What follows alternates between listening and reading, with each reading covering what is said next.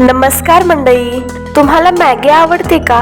पण मैद्याची मॅगी न खाता आज हेल्दी मॅगी कशी करायची ते बघूया. आणि तसं बघायला गेलं तर ती मॅगी आपल्यासाठी पौष्टिक पण नाहीये.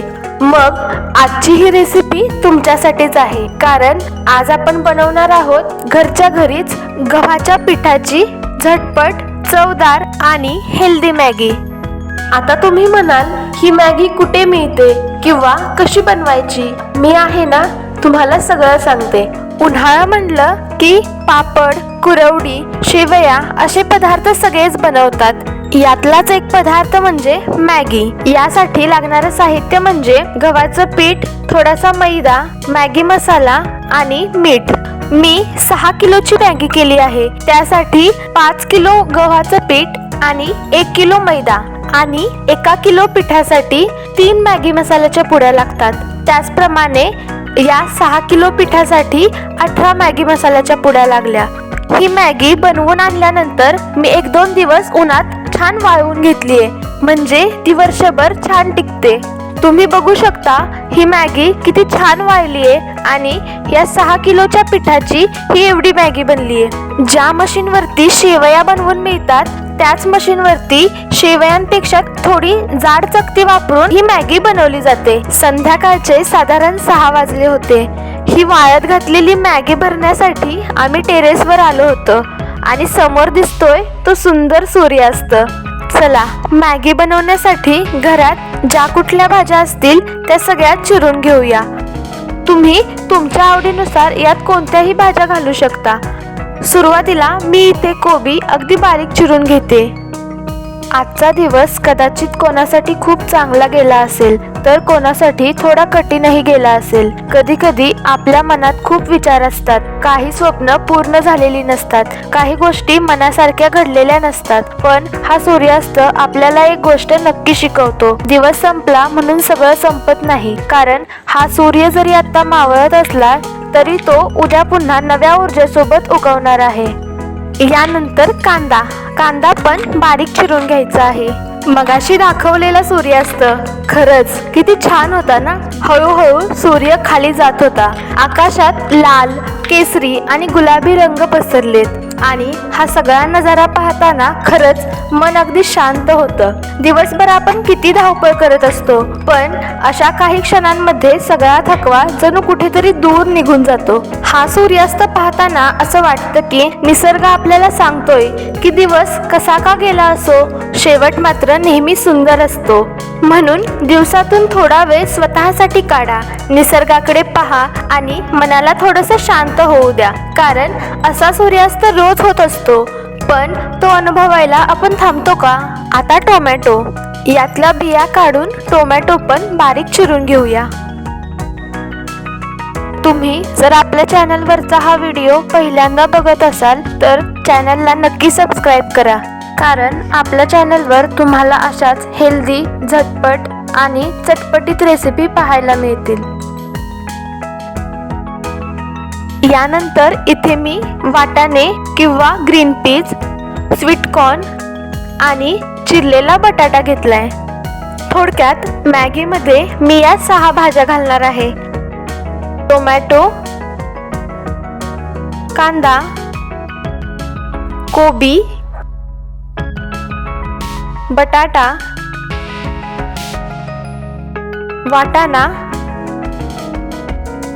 आणि स्वीट कॉर्न. एवढ्या भाज्या असतील तर मॅगी पौष्टिक असणारच ना.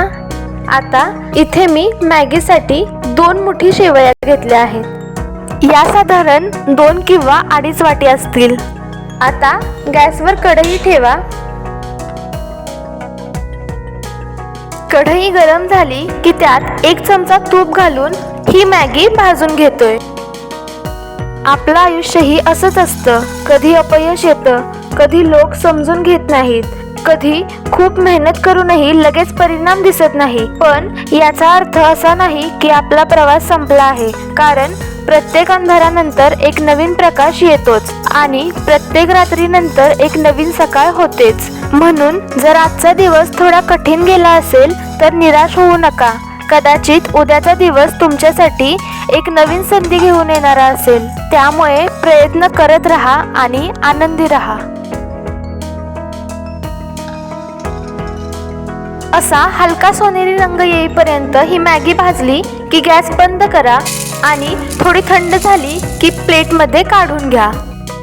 त्यानंतर कढईत थोडंसं तेल घ्या. तेल गरम झालं की त्यात मोहरी घाला. मोहरी छान तडतडली की थोडेसे जिरे घाला.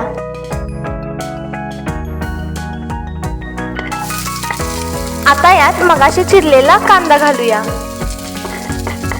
कांदा व्यवस्थित भाजून घ्या. हा व्हिडिओ आपल्या मित्रमैत्रिणींना आणि नातेवाईकांना शेअर करायला विसरू नका. कांदा थोडासा भाजला की त्यात चिरलेला कोबी घाला. कोबी पण त्याबरोबर भाजून घ्या. सूर्य रोज मावळतो, पण तो कधी हार मानत नाही. तो पुन्हा उगवतो, पुन्हा प्रकाश देतो, पुन्हा सगळ्या जगाला ऊर्जा देतो आणि कदाचित निसर्ग आपल्याला हाच संदेश देतो, कधीही हार मानू नका. आता यात चिरलेला टोमॅटो घालून तो पण भाजून घेऊया. यानंतर चिरलेला बटाटा घालूया. बटाटा थोडासा भाजला की यात घालतोय ग्रीन पीज म्हणजेच हिरवे वाटाणे आणि स्वीट कॉर्न. आता हे सगळं 2-3 मिनिटं भाजून घेऊया. यात आपण 5-6 भाज्या घातल्या आहेत. या सगळ्या भाज्या एकत्र आल्यावर डिश किती कलरफुल आणि आकर्षक दिसेल ना. आता यात पाव चमचा हळद घालतोय. यानंतर तुमच्या आवडीनुसार लाल तिखट घाला.